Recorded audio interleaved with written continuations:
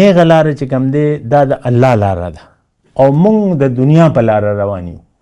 نو مونږ په نیغه لار باندې نه یو. نن مسلمان مونږ روجې باندې صرف مونږ روجې یا ګیره باندې یا دې باندې اسلام سړی مسلمانېږي نه. اسلام خو د زړه یو یقین دی چې ستا یقین راشي د ژوند باره کې او ته الله ته مخه کې او د الله دپاره او د الله مرضی مطابق ژوند تېر کړي. دغه اسلام دی. نو ژوند لږ یا ډېر هېڅ په دې پروا نشته. الله اکبر الله اکبر الله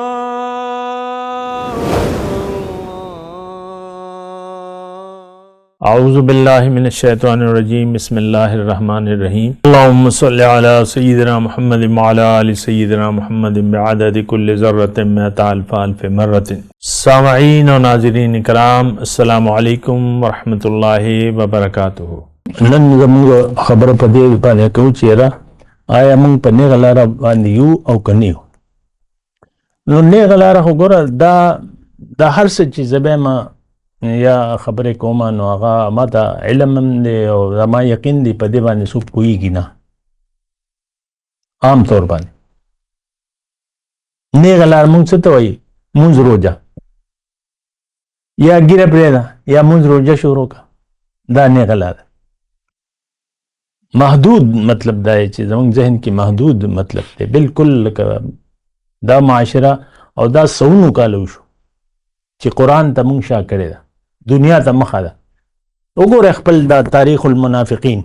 څوک خفه نه شي په دې باندې. تاریخ اسلام مونږ وایو که نه، دا تاریخ اسلام نه دی، دا منافقانو یو تاریخ دی. حکم خو بس یو څو خلافت راشده وه هغه الله والا خلکو، بیا خو بادشاهي شروع شو او ځانځاني شروع شو او خپل مرضی شروع شو. د امام حسین قاتلان کافرانو کو مسلمانان، د حضرت عثمان قاتلان دنیا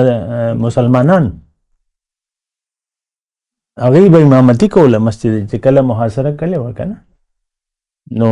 امامتي به هغوی ورکوله. دې تاسو ګورئ. خیر ګوره هغه مونږ نه ګورو، مونږ ځان ته به ګورو چې مونږ په نیغه لاره باندې یو. نیغه لاره څه ده؟ نیغه لاره ګوره دنیا او آخرت. که د قرآن په حساب زه خبره کوم نو الله پاک قرآن کې ویلي دي منکم من یرید الدنیا و منکم من یرید الاخره. تاسو کې څوک د دنیا طالبان دي او څوک د آخرت طالبان دي. چې دنیا طالب شو دی به ځي جهنم ته، چې آخرت طالب شو دی به ځي جنت ته. څه شک شبه شته؟ که دنیا ته اهمیت ورکو ته نو بس ته جهنمی، که آخرت ته تسلیم کړو او غیر ته اهمیت ورکو تا ټکانه جنت دی.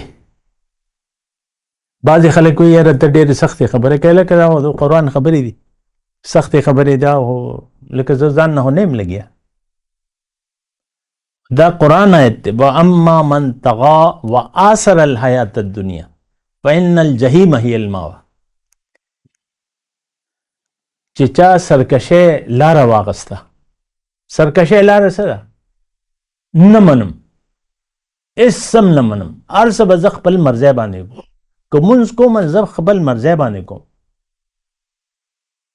که روژه نیسم زما خوښه ده، څنګه نیسم هغه زما خوښه ده. په دې کې هر څه چې کوم، روژه کې حج کومه زما خپل مرضی ده. حج خو هیڅ څیز کې مقصد زمونږ نشته. نو بهرحال سیده لاره چې کوم دی دا د الله لاره ده. او دنیا ته چې انسان راغلی دی نو دا یو خبره چې دنیا لپاره مونږ الله پاک نه یو پیدا کړي. الدنیا خلقت لکم وانتم خلقتم للآخرة. انسان منزل دنیا نه ده. هر څونه چې دی وګټي دنیا آخر به تیزي. کو ټوله دنیا یو کس مالک شي دی به مري نه. نو پاتې بشي او دغه ټول بوج به بده باندې بیا صرف دا نه مونږ وایي ډېرې پیسې جایداد دغه ټول یو متقوا بحاجبهم جنوبهم وظهورهم دغه په دې باندې تا داغلي کېږي ولې چې ستا ورسره مینه ده محبت دی زړه دی ورسره دنیا له چې تا اړه ورکو نو بس تا ځان جهنم ته وغورځو ته خو الله پاک دې لپاره د دنیا ګټې ته نه پیدا کړي او تا دې ته کار ویلې ټول توجه ګوره زمونږ د یو کس خبره نه ده ټول امت دنیا ته مخه ده او دنیا دپاره مونږ ژوند تېرو که هغه یو لکه جمعدار دی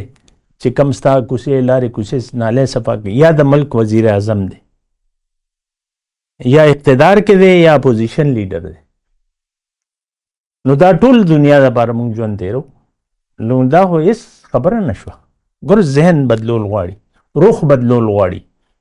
الا من تاب و آمن و عمل الله وی اول خپل روح بدل کا خپل نیت خالص کا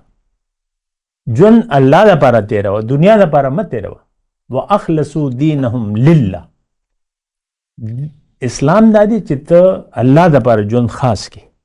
ان صلاتي عمل باندې تداوي چې بای زما منځ زما قرباني زما مرګ او زما جن الله لپاره دی مونږ سوایو چې زه هر څه چې کوم دنیا لپاره کوم زمونږ مونځ روژه اس حیثیت نشته ګوري دا نه قرآن الفاظ دي دا مختصر وقتی مونږ سره ډېر دا هر خبرې دلیل نشم در کولی خو هر یو خبره قرآن آیت دی مونږ خو دنیا لپاره وخت تېرو الله پاک وایي ستا اسم زه نه منم چې ستا رخ ماته نه او منزل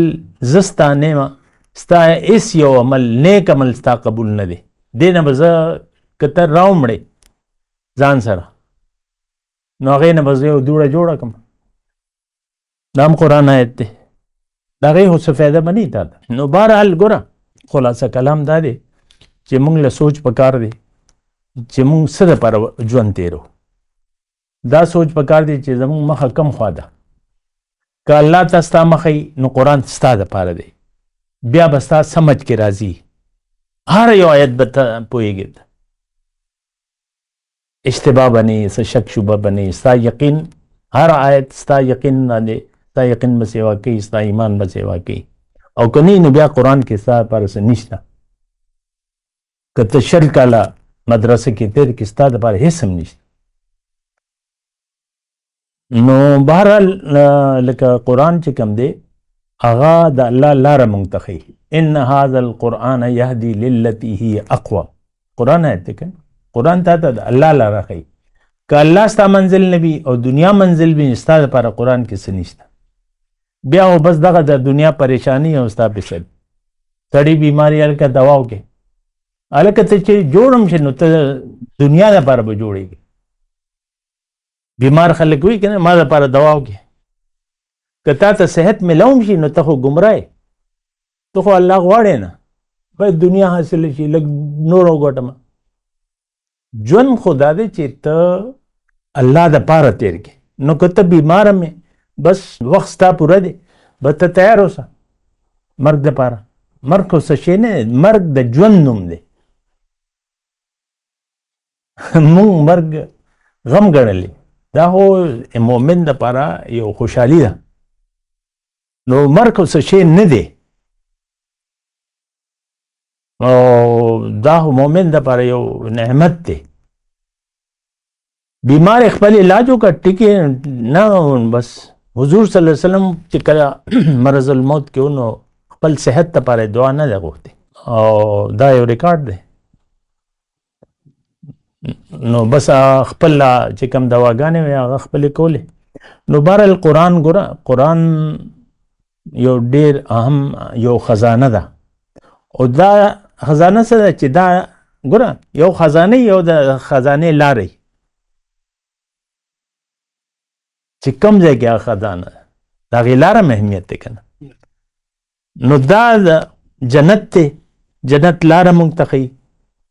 خزانه څه ده جنت دی جنت کې څه دي الله د الله ملاقات